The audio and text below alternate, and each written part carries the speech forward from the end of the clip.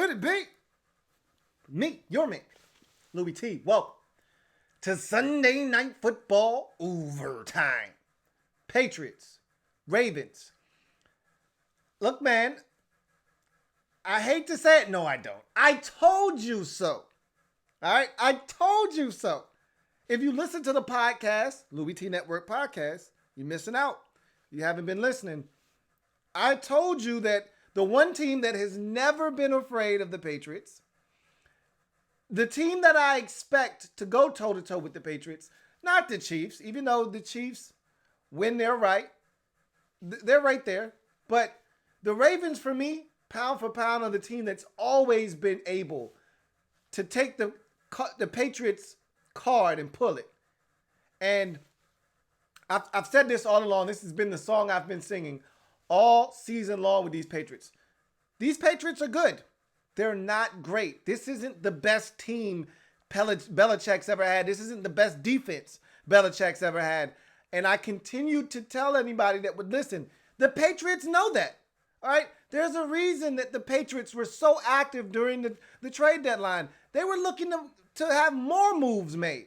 All right? If they could have gotten their hands on more guys, they would have. They were in the discussions for other players, and they just weren't able to pull the trigger for whatever reason. Price too high, whatever the situation. I can tell you this much. When the Patriots are confident in their abilities and what they have, they're not out being aggressive on the trade market.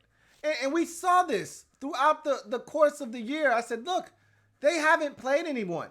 And the one team they have played, they should have lost against the Buffalo Bills. So I kept banging this drum, and everybody kept telling me that I was either being a hater, one, or two, they're just making it look easy. And I said, look, we're going to really find out how good the Patriots are over the next 5 or 6 weeks, because this schedule is about to ramp up. And I said it starts with Cleveland. And even though I didn't think Cleveland was very good, it was a step up in level of competition. And that's how poor their schedule has been. When a step up in competition is the damn hopeless Cleveland Browns, all right, who have their own set of issues going on right now. But that's how bad their competition has been, all right? When you're playing the 1-8 Redskins and the 0-8, they're 1-8 now, 1-7 Dolphins. And that's the likes of the competition. The Jets, twice, not once, twice they've gotten the Jets, who are a one-win team themselves. I mean, these are the Colt McCoys, all right, Luke Falks of the world. These are the guys they were facing. Yet everybody wanted to crown this defense the greatest thing ever. Like, come on, man, stop. Seriously, let's honestly take a step back and assess this. Now, we got to talk about this Ravens football team, man, because I could sit here and pat myself on the back until my arm damn near falls off, and I would love to do that. Trust me, I would. But I want to talk about this Ravens football team because it's amazing what they're doing offensively. I hope Lamar Jackson is fully buying into what's going on. We've seen this, and they kind of touched on it with Robert Griffin III in his rookie season. This is not Lamar's rookie season. But you heard Lamar in the offseason kind of talk about, and John Harbaugh warned us that, hey, you're about to see an offense that you may have never seen before in the NFL, and Lamar's going to run it a ton, and Lamar's going to throw it, and this is going to be a different offense. And Lamar was like, man, I ain't doing all that running. That's essentially what Lamar said. Like, I'm throwing the football. I don't know what he's talking about. And he's been running the football. He's been throwing the football, but he's running the shit out of that football, man. And I just hope he doesn't listen to all of the outside noise that tells him he needs to stay in a pocket and that this is the way you play the quarterback position. You play the quarterback position the way you play the quarterback position. You don't conform to what everybody else tells you the quarterback position is supposed to look like. Don't let them put you in a box. You create what the quarterback position should look like in the future. All right? You break that mold. You step outside that box. Make everybody else uncomfortable. I hope he continues to play this way. All right. Because this, one, it's fun to watch. Two, it's hard to stop.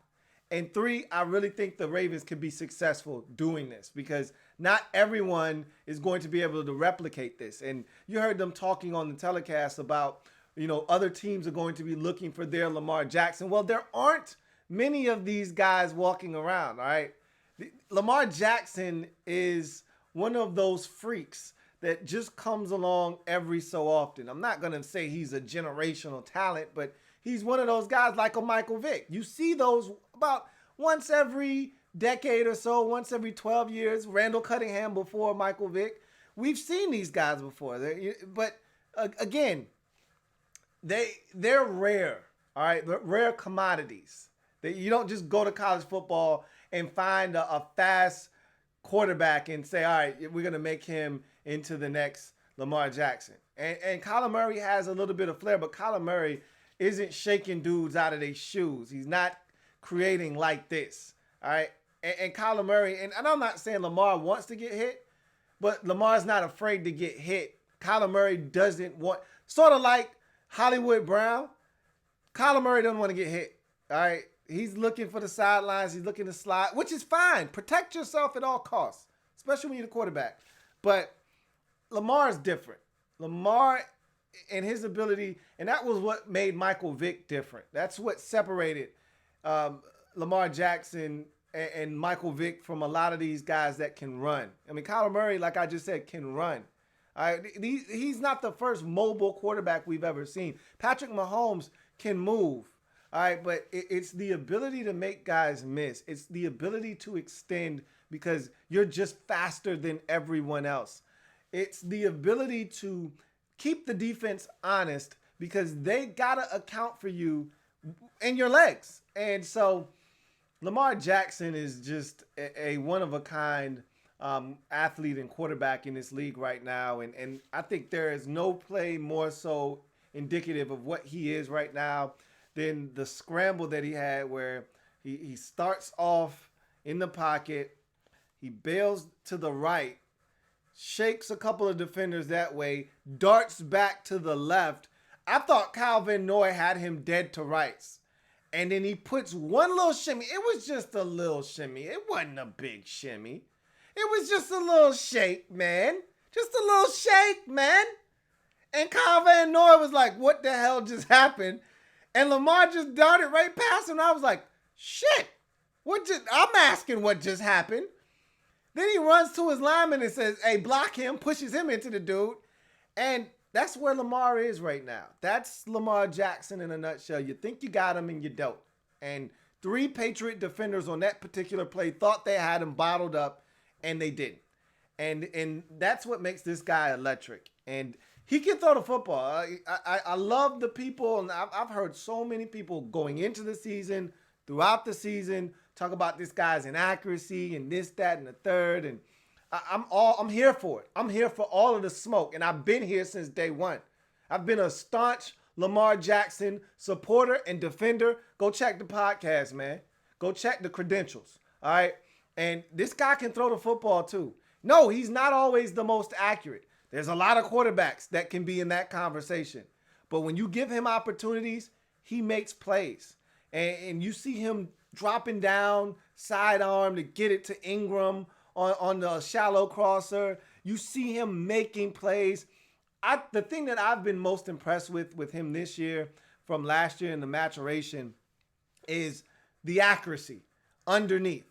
Last year, he was missing a lot of these throws underneath. I'm like, look, you may not hit the deep shot. You may not hit the intermediate throws. But what I do need you to be accurate on are these short throws to keep you in third and manageable, to keep you ahead of the sticks and down in distance. I need you to hit that shallow cross that's wide open for 5 or 6 that can possibly go for 12 or 14 with a missed tackle or a guy that is able to outrun the angle of the defender. I need you to put that in a position where he can catch it and run after the catch for extra yardage. I need you to be more accurate. And that's what he's doing with these tight ends as they come across the motion.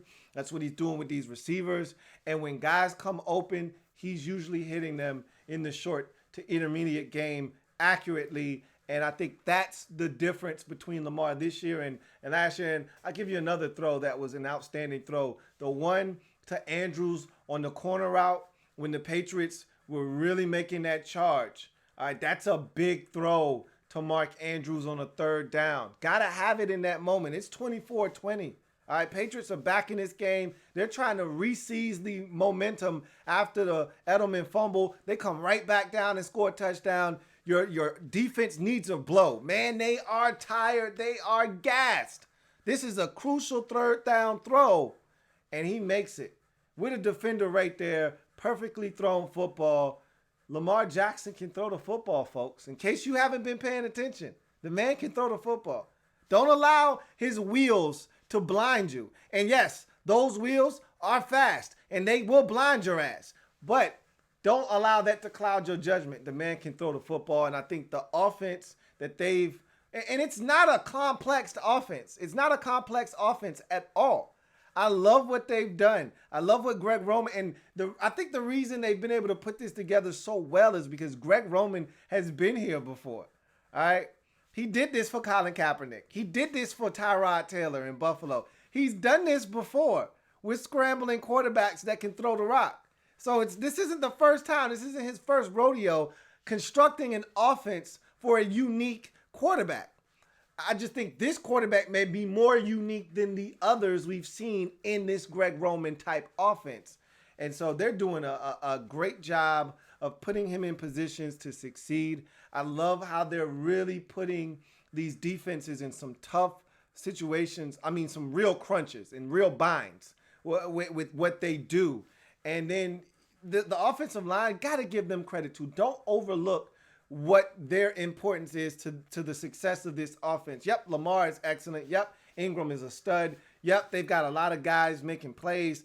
But it all starts up front with this offensive line. You know what I mean? These guys deserve so much credit because they're opening up gaping holes. And again, I understand that Lamar Jackson's ability to run strikes fear in the hearts of defenses everywhere, and it forces them to make some decisions that they otherwise wouldn't make. But this defense, this offensive line is really getting the job done up front. And they deserve a lot of credit too. But it's so much fun to watch this Ravens offense operate. When Lamar Jackson has it going, Ingram has it going, they're a tough outfit to stop. They got 3 different tight ends they can throw the football to. I love me some Willie Snead, and apparently they do too with the extension that they just signed him to. I think you're still seeing Hollywood Brown just barely scratch the surface. Once he gets a little bit more comfortable, he's going to be a huge weapon for them. They haven't even really messed with the Notre Dame product yet. He's coming along, but he's got a long ways to go. And Miles Boykin, this is an offense that is really still just scratching the surface, and yet they're still prolific when they have it going on the ground. And I thought this was a really good performance. It was a statement performance is what it really was for me, because I thought they could do this. I picked them. I felt like this was an opportunity for them to prove how legit they were. And they didn't disappoint. They came out, punched the Patriots in the mouth in the first quarter, something that the other opponents that they've had this season have failed to do. And again, when you're playing the likes of the Jets twice, the Redskins, the Dolphins, the Browns, and all of these really bad teams, yeah, you are able to jump on top of these bad teams early and never look back. But when you start playing better teams and they come out and they punch you in the mouth, how do you respond? Well, the Patriots did respond. They got some turnovers. And really, to me, this game could have been an ass whooping if not for the Cyrus Jones fumble on the muff punt. I mean, that was so debilitating because you had the Patriots by their throat. I mean, you were looking to crush the larynx. I mean, the windpipe was crumbling right in your hands. And then he fumbles that football at 17-0, and it let him back in the game. The door was about to be shut, and that fumble opened that door back up, and Brady and company pushed that door open, went through, and next thing you know, they were back in this game. Now, credit the Ravens defense because with all the turnovers, and they had 2 major turnovers, the fumble by Jones, the fumble by Ingram, and all of a sudden, they got a chance to take the lead. Not, damn what you talking about. Damn this back in the game. They got a chance to take the lead, and the defense stood up twice and forced the Patriots to settle for field goals instead of getting into the end zone. So those were some major, major stands defensively by the Ravens, because if they would have allowed the Patriots to either tie this game up or take the lead, because they had a chance to take the lead at 17-13 with the Edelman fumble. That was a huge turning point there. But also, they had a chance to take the lead or tie the game, or excuse me, they had a chance to tie the game at 17 all. And then even before that, they had a chance to make it 17-14. And then the next time they got the football would have been a chance to tie the game or take the lead. And so they held them to a field goal there to make it 17-10. They held them to a field goal again to make it 17-13. And then they forced a fumble to make it 24-13. So credit this Ravens defense too. You know, there was a little stretch there where the Patriots changed the tempo on them and they couldn't really get their bearings. And the Patriots were moving the football very effectively and they were moving it up and down the field. But the Ravens gritted their teeth.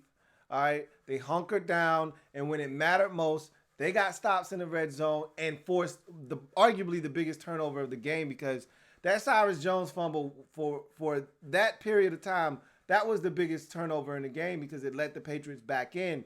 But once they were back in the game, and even though they had them there at that moment, 17-0, getting the football back with all the momentum in the game, I still didn't think it was going to be a blowout. I said there's no way the Patriots get their ass whooped on Sunday Night Football 8-0. Nah, they just not going to lay down. All right.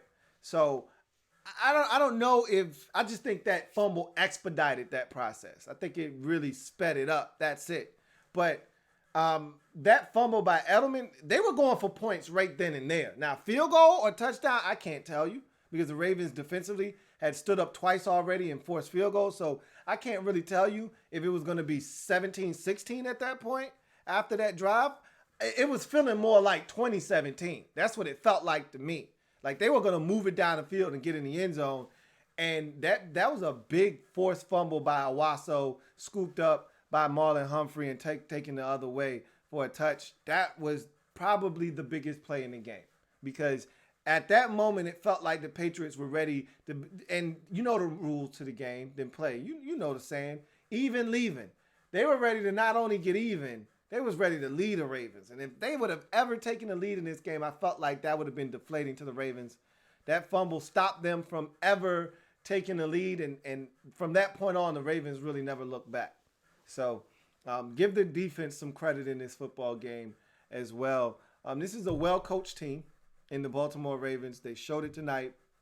And they're going to be a handful to deal with in the AFC.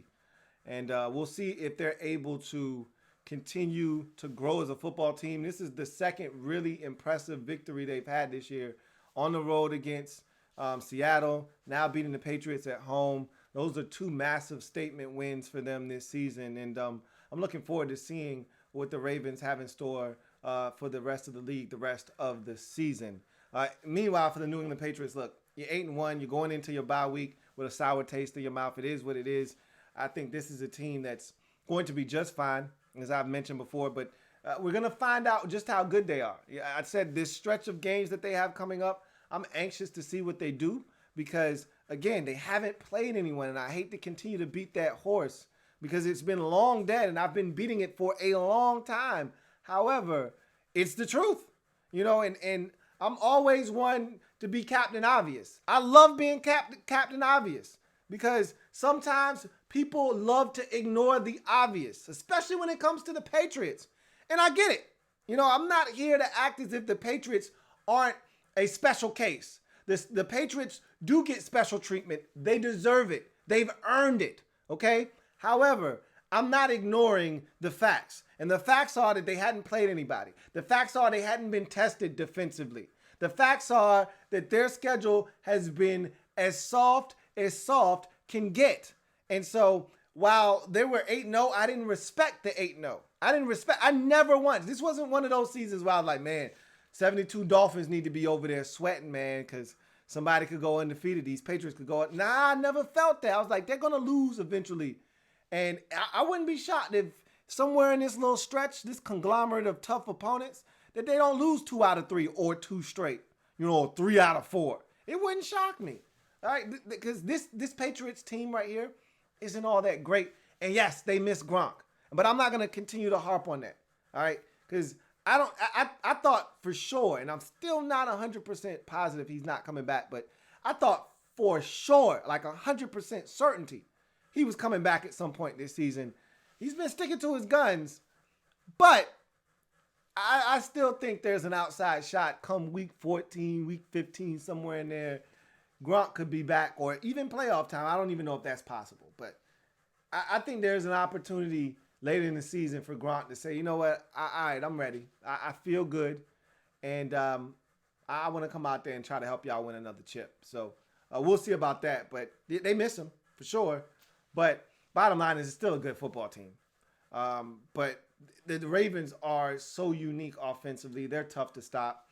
I want to see this Patriots defense against a traditional offense. Like, I'm not saying that the Ravens offense is that hard to stop, that they're unstoppable. We've seen teams slow them down and grind them to a halt this season. But that's a tough team to stop if you're New England. That's a tough offense to go against. Puts a lot of stress on your backers, puts a lot of stress on your defense. And gap integrity is a must against the Ravens because, as you saw tonight, you don't feel your gap. You don't get in the proper fits. It's a cut back here. It's a press the hole, cut back there. And next thing you know, somebody's 88 and out the gate, man. So you just got to be careful. I want to see them against the Eagles because I don't think the Eagles are all that great, but I think they're capable of beating the Patriots.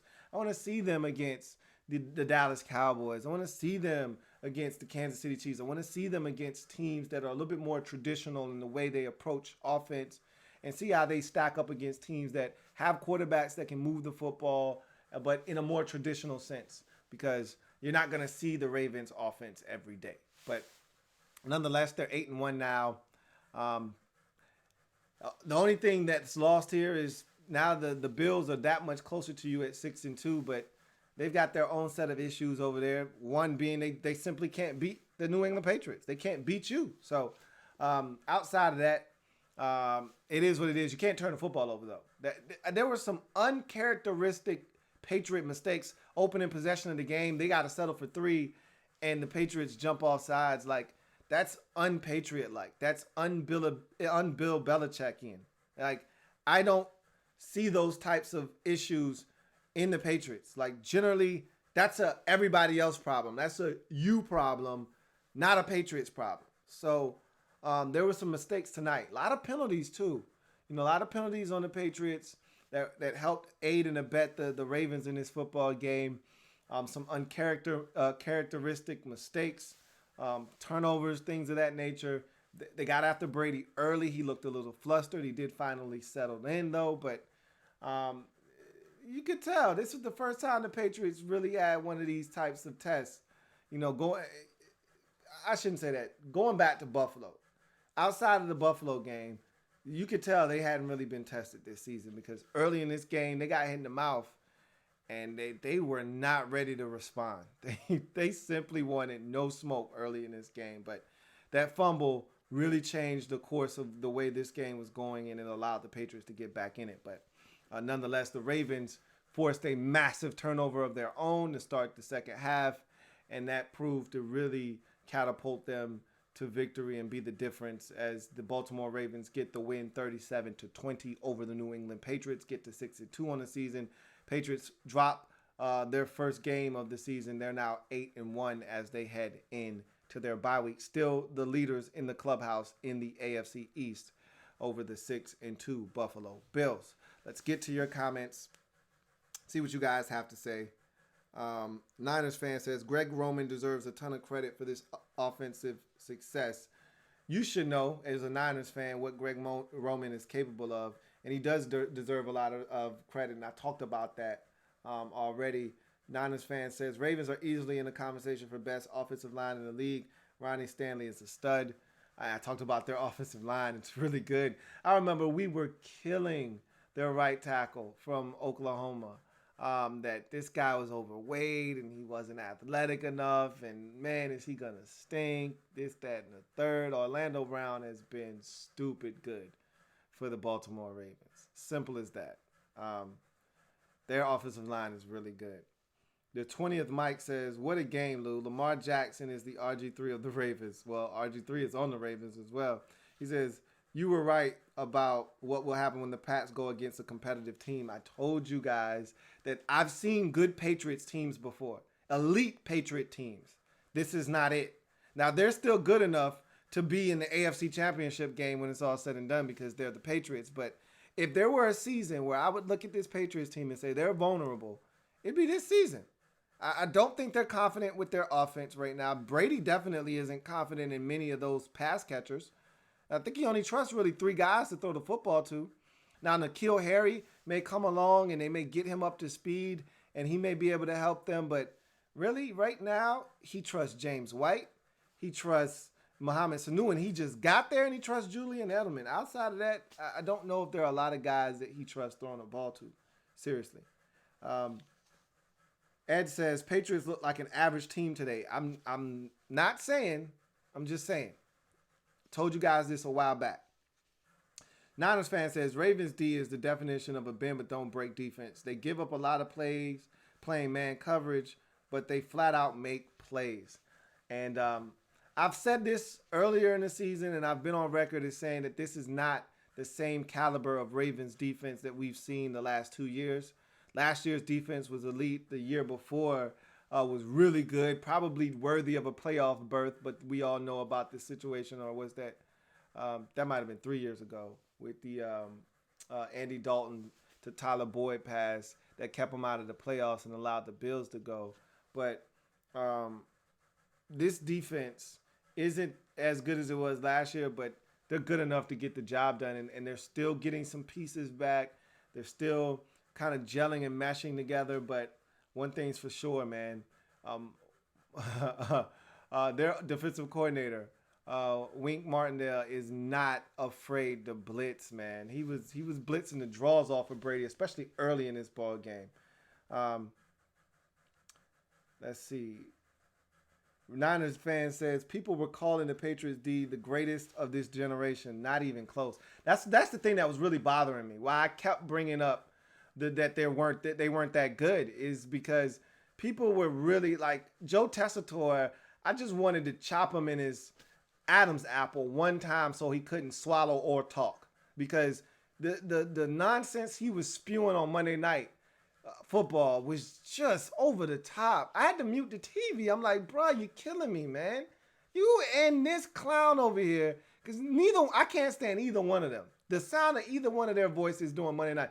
I listen to Joe Tessitore on college football or on boxing, but on Monday night, he just annoys the shit out of me. Him and Booger McFarland just annoy the hell out of me.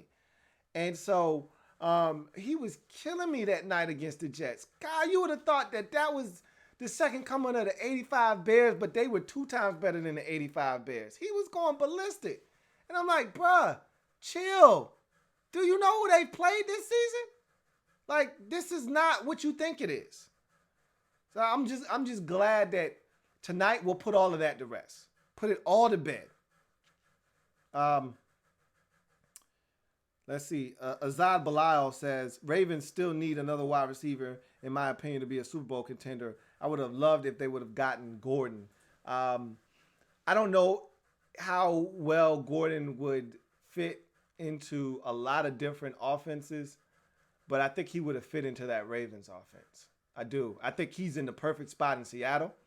That's another offense that's similar to this, where you get some off-schedule plays, where you can run a slant or a go ball and be successful. I think Gordon's going to do well in Seattle, and I think he would have done well in Baltimore. And I think you got the guys on your roster to be good at receiver. You just need them to develop, and it takes time sometimes. Miles Boykin, I think, will be good for you eventually. I love Willie Snead. All right, and I think, Hollywood, if he can stay healthy, that's his biggest problem. You keep him healthy, man, he's going to be a problem. He's going to be a problem. So, KT the Southern Gent says, Baltimore played bully ball. They punched New England in the mouth and kept swinging on Brady and the Patriots. Exactly. That's the way that I was taught. When you are going up against Goliath, you don't mess around, man. You go straight up to him and you punch him in the face. You know what I mean? You don't play any games. And they went to the bully and bullied him. But as I've mentioned many a times on this program, on my podcast, the Ravens ain't never been scared, man. One of the few teams that ain't never been scared of New England. Everybody else, Austria, oh, man, it's Brady, it's Belichick, it's the B&B winning factory, man. What we gonna do, what we gonna do? They was over here like Missy. Do, do, do, do, do. Do, do, do, do, do. What you gonna do, what you gonna do, what you gonna do? I didn't know. A lot of teams didn't know what they was gonna do. But the Ravens always knew what they was gonna do. They was gonna be true to themselves. And they did it again tonight, man. And it was fun to watch. Let's see.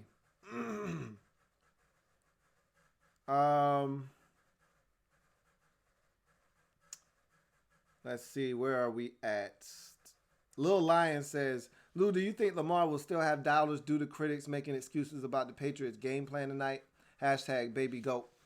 If you don't like Lamar Jackson, then you're going to find ways to pick apart his game, and you're going to try to demean him, and you're going to try to minimize his ability in what he did tonight and in games like this. But the proof is in the results. So, you know, you let the people say what they're going to say. You know, he took this team to Seattle and won on the road in a convincing fashion. On a fourth down, he said, give me the damn rock. Let me go get this touchdown. You want to go for it? Damn right I want to go for it. And then he goes out tonight and slays the Patriots and helps his team win in a big primetime showing. The proof is there. The man's record is 12-3 in his career. 15 starts, 12-3. The man just wins football games. So they can say what they want to say. Bottom line is the man wins games, period.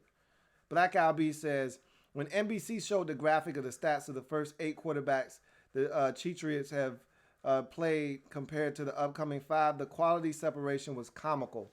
I've talked about it. I mean, it's one thing to see it, but I've said it verbally to you guys. All right, but it's another thing to actually see the visual of it. Now, Ben Roethlisberger in week 1 was the lone real quarterback. I like Josh Allen. All right, I told you that already. He's young. Yeah, he makes mistakes, but he makes plays too. I like Josh Allen a lot. But he hasn't been great this year at times. He wasn't great in that New England game. And then you look at all the rest of the quarterbacks, it was bad. Period. End of discussion. Larry G's the best says, Patriots finally faced a real team and got destroyed. KT the Southern Gent says, Lamar Jackson treated New England's defense like Marlon, Tito, and Jermaine. Man. Niners fan says, you got to give the Ravens organization credit for fully embracing Lamar in this innovative offense. The final draft for Ozzie will definitely be a memorable one.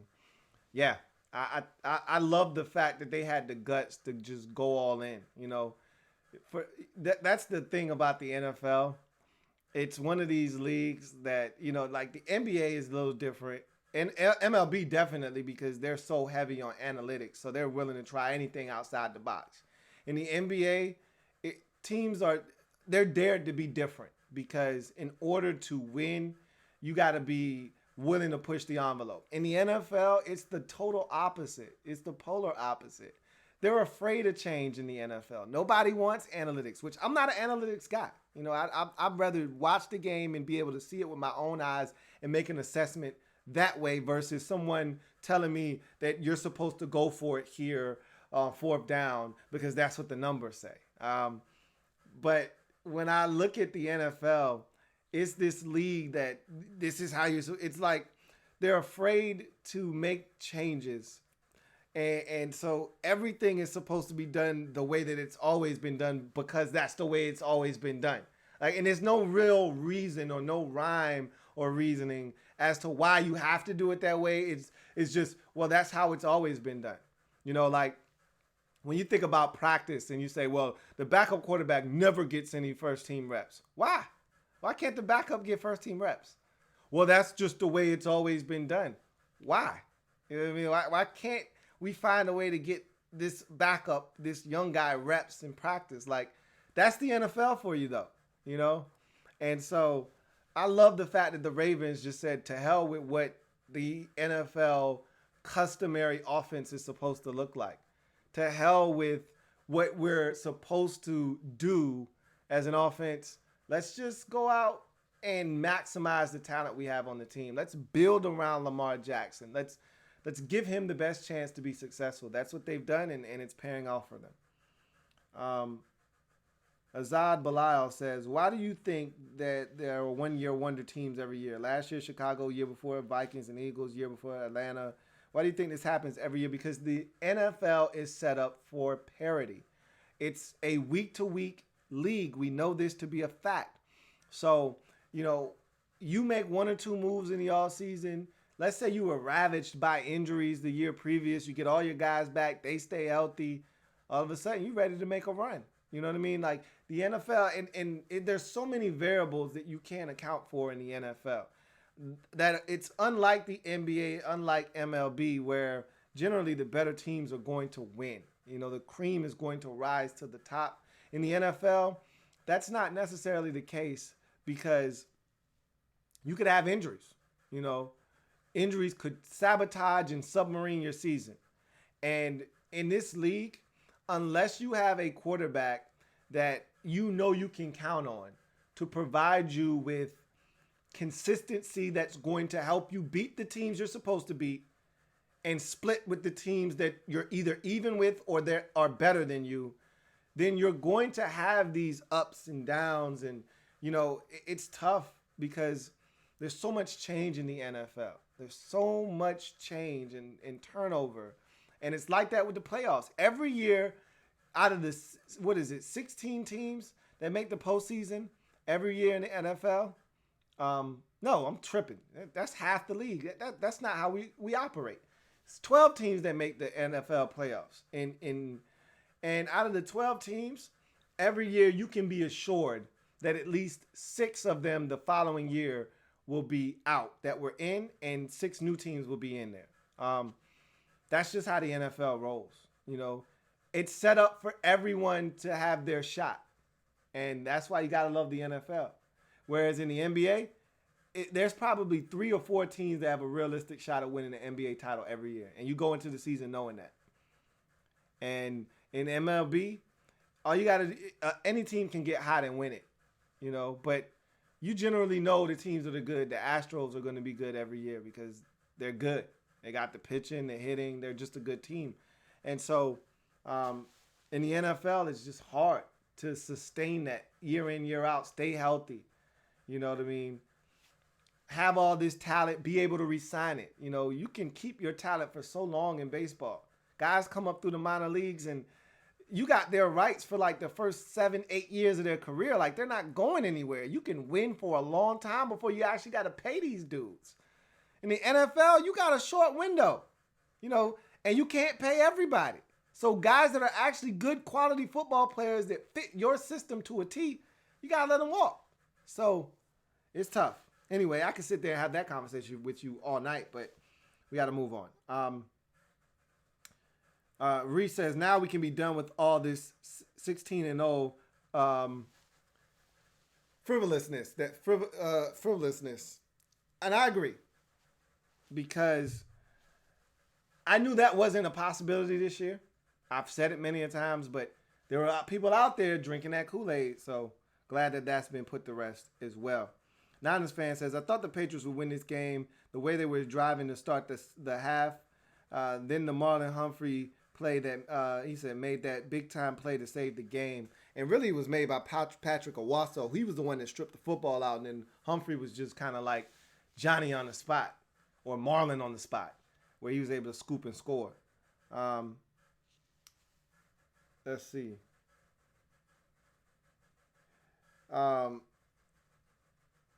KT the Southern Gent says, stop line. Lamar hit a dude with that Madden juke. That was ridiculous, man.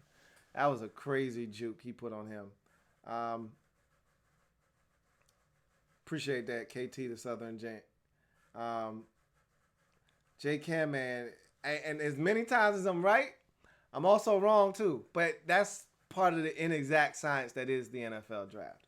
Anyway, um, the 20th Mike says the official said something about how can anyone stop the train. How can anyone train to stop Lamar Jackson? LOL.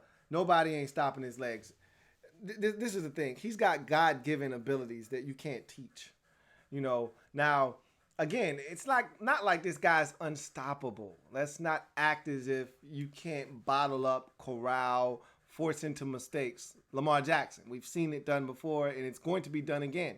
However, they're a tough matchup. Period. They're a tough matchup, and the Patriots aren't the most athletically gifted defense. They never have been, and probably never will be. They got some athletes though. I don't want to dismiss Dante Hightower and Jamie Collins. Those guys can run. Even Kyle Van Noy, not a bad athlete. Like, I don't want to discount some of these guys, but let's not fool ourselves. In order to bottle up Lamar Jackson the way that it has to be done to have success, you need dudes that can run. You need guys that can run. And the Patriots just don't have that. They don't. Sports Fan Entertainment says, isn't it time for Greg Roman to be looked at as a head coach? I want him to be the Titans now, to be honest. I think it's funny because everyone puts Greg Roman into that box. That box of he can only work with mobile quarterbacks box. And that's why every time we see a mobile quarterback, it's not long before Greg Roman is soon to follow. It's like breadcrumbs. It trails that lead Greg Roman to these jobs. You know that if you've got a guy that can run and throw the football that's a dual threat quarterback, Greg Roman's the guy for the job. And I think he's got a stigma that's attached to him where it's like Greg can't just call normal offense. He's got to have a guy that can fit what he does schematically. So it'll be interesting to see if he gets a job or an opportunity with a guy that isn't a Deshaun Watson, a Lamar Jackson, a Colin Kaepernick type of quarterback. Could he operate an offense and have it be as efficient as some of the offenses he's run? That's a real good question. But if you get another guy that comes in that has the type of talents of a Deshaun Watson, because you're more likely to find another Deshaun Watson type, not necessarily the moxie, the poise, the winning attitude, and the ability from that standpoint in the mental capacity, but I'm just talking about from an athletic standpoint and a talent standpoint. You may be able to find another Deshaun Watson. It'll be easier to find one of those than it is a Lamar Jackson, a guy that's legit 4.3 speed with the moves. And Lamar Jackson has an arm too. He can throw the football. Again, it's not always the most accurate, but he can throw the football. But Roman is intriguing because this isn't the first time he's done this. He's had success doing this so that you know that this is what he does.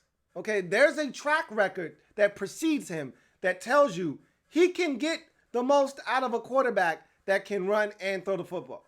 So if you put him in an offense with some talent, with a guy that can do this, he can get you results.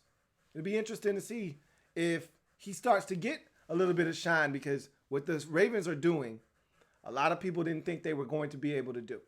And they're making some beautiful music out there in Baltimore right now. And he needs to be given some credit for what he's done.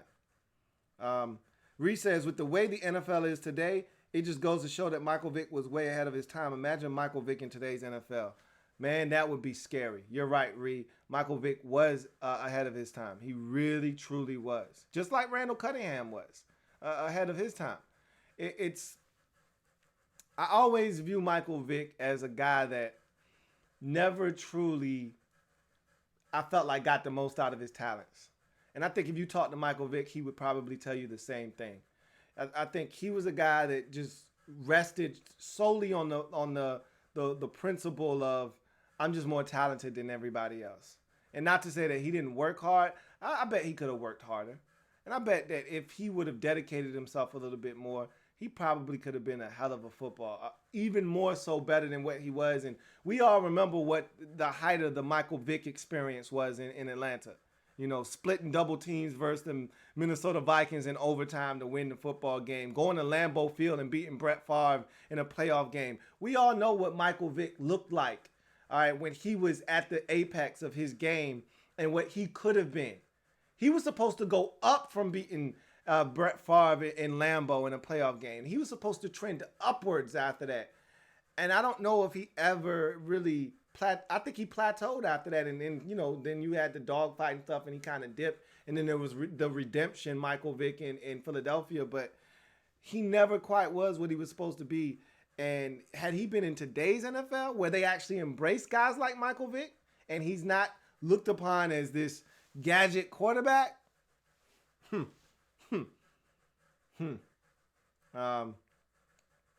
JP says, who would have thought the 49ers would be the last unbeaten team left in the league now that New England lost?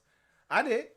I didn't think the 49ers would be unbeaten at this point now, but once they got to where they were, I said I'd put money on it that San Francisco outlasts New England and New England drops one before the 40, because the 49ers have been challenged in terms of the opponents. Now, they made it look easy, but they've had opponents that have been playing good football that they've slayed. Whereas the Patriots, they've got them coming. So the 49ers have been battle tested a bit. You know what I mean? Whereas the Patriots, they weren't. So I felt like and I actually feel like the Niners defense has the capability to be elite because they can get after the quarterback.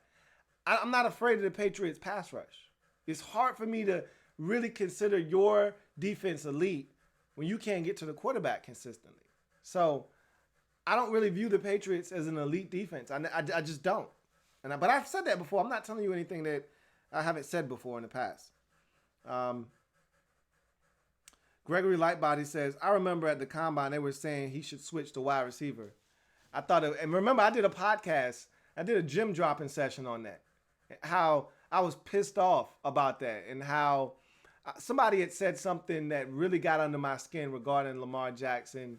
I can't remember who it was, but they really pissed me off. And I've been defending Lamar since he came out of Louisville. I'm glad that he stuck to his guns. Gregory Lightbody also says, do you think Tua can be the next Lamar or Russell Wilson? I don't. First of all, Tua isn't the athlete that either one of those guys are. So I think a lot of people are over. I'm not that big on Tua like everybody else is. I'm just not. Tua isn't the greatest athlete in the world. Tua can extend plays, but I don't know if that's going to happen at the next level. And Tua has shown the ability to be injury prone. That's another thing. Tua's not the biggest guy in the world either. All right. And Tua can make mistakes. I'm not high on Tua right now. I've never been higher on Tua than when he threw the touchdown pass versus Georgia in the national championship game. But as you got to watch more of him, you got to see some of the flaws. And that's the same thing I said was going to happen to Trevor Lawrence. We were all goo gaga, oohing and ahhing over him when he destroyed Alabama in the national championship game. But I'm like, you're going to get to see his flaws over the next 2 years. When you have that much success early on in your college football career as a quarterback, you give us time to pick apart your game and find a whole bunch of holes. And unless you're Andrew Luck, where there's pretty much not a ton of holes, we're going to find those holes. We're going to expose those holes. And by the time you get to the next level, the book's out. So I'm not that high on Tua, man. I'm not. But that doesn't mean the man isn't talented and can't come in and tear it up. I'm rooting for him because he's left-handed. We don't have enough of those dudes. That's a dying breed. Like, that's an endangered species in the NFL. Left-handed quarterback. Right now, I don't think we have a single... Right now, I know we don't have a single starting left-handed quarterback. I don't know if we even have one on the bench. I remember there was a time where it was prevalent where you had a bunch of left-handed quarterbacks. And then there was a time where there was only one. It was Kellen Moore. He's out of the league now. He's an offensive coordinator. I don't know if we got a left-handed quarterback in the league anymore. So I'm rooting for him just based off the fact that he's left-handed, and I want to see a left-handed quarterback back in the league. Let's see. Skull Candy TV says the Ravens are going to be tested with 3 straight games against the Rams, Texans, and Niners. I think they're going to have a tough time with these offenses. That's going to be a test for them as well. But as I've mentioned, they're battle tested. Unlike the Patriots, they haven't been spoon-fed a bunch of bad football teams. They've actually had to go out and earn some victories. All right? Yeah, they played the Dolphins, smoked them. Yeah, they played the Cardinals. That was a lot closer than they bargained for. You know, they played the Bengals. Like, they've had some cupcakes on their schedule too. But they've also had some toughies. At Pittsburgh was not easy. Probably should have even lost that game. All right? At Seattle, not easy. All right? Went over there and spanked those boys on their bottoms. Okay? Had them guys crying for their mamas. All right? And then tonight, like, they're battle tested. So they're not going to blink when they face the Rams or the Niners or the Texans. They're not going to blink. Let's see. Vincent Coe says, I can totally see the Ravens doubling down next year on the draft on guys like Alabama wide receiver Henry Ruggs to bring speed to the next level. I don't know if I see them. It's going to take a first-round pick to get Henry Ruggs. I don't think they're going to spend a first-round pick on that position. I think I'd be shocked if they don't ultimately go probably on the defensive side of the football early in the draft next year. We'll see. Skull Candy says, my Miami Dolphins finally won a game. I told you they was going to win. I predicted they were going to win this week versus the Jets. Told you they were going to win. I said if they were looking to tank, they would have just started Josh Rosen the remainder of the season. They're trying to win games, contrary to popular belief. They're trying to win games. That's why Ryan Fitzpatrick is in there. So they got a chance to win 2 or 3 more games. Seriously, straight up. Let's see. Vincent Cole says, Marlon Humphrey is one of the good corners that came out of Bama in a while. I couldn't think of any recent good Alabama corners. Drake Kirkpatrick has had a really solid NFL career. There haven't been a lot of them. D. Milliner was a big bust, first-round pick for the Jets. But Humphrey was a guy that I wasn't all that impressed with. It's crazy because I thought D. Milliner was going to be better than he was. And it was the total opposite. But you're right. Alabama, they produce a lot of really good safeties. But when it comes to the cornerback position, not always the best crop of corners. But they definitely have talent coming out of that program at corner. And we'll see what happens. Excuse me. Let's see. C's Up says, who's your rookie of the year so far? For me, it's got to be White Lightning out there in Carolina, man. What you gonna do with Christian McCaffrey right now? Like, stop it. Captain Spartan says, Pats couldn't get it done for us. Oh well, all we can do is focus on the opponents in front of us. On to the Rams. Also happy Pats defense got exposed.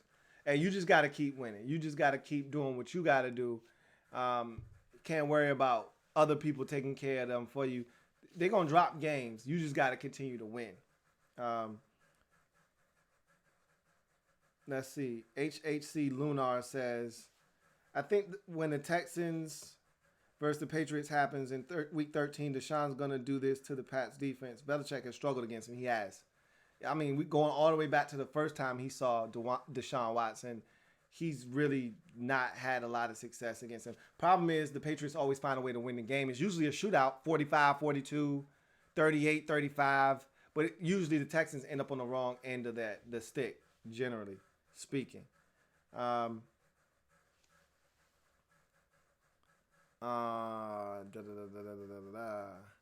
Reese says, will Adam Gase be one and done? No, he won't.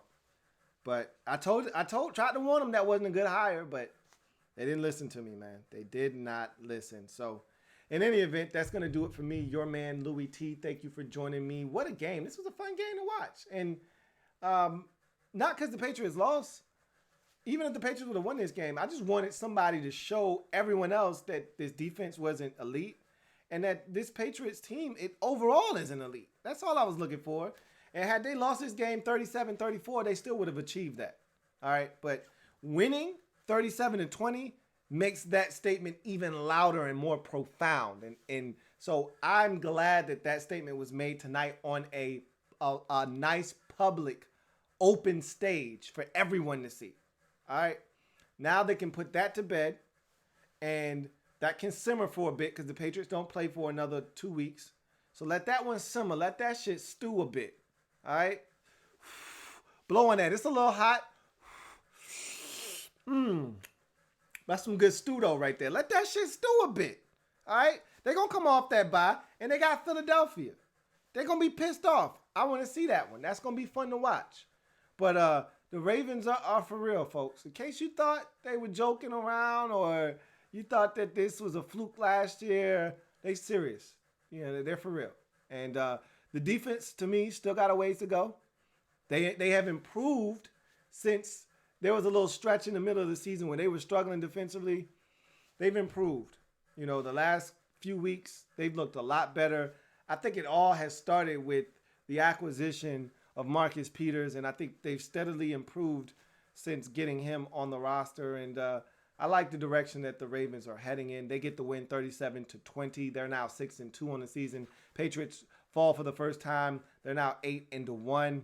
And it's going to be really interesting to see how the AFC shapes up. But the Ravens look like they're staking their claim to be one of the better teams in the AFC. I'm your man, Louie T. Signing off. Remember, if it's not your man T, it's not the best NFL coverage it could be. Come back and join me tomorrow for Rep Your Squad. Open up the phone lines, allow you guys to call in, talk about your team, talk about their game, whatever the case may be, whatever you want to talk about regarding your team. So looking forward to doing that tomorrow at 7 p. And so until then, you guys enjoy the rest of your night. Have a good one. I can't thank you enough for joining me. Like this video. Subscribe to the Louie T Network if you haven't already done so. And make sure you share this video with all your compadres. See you guys next time. Have a good one. Louie T Network.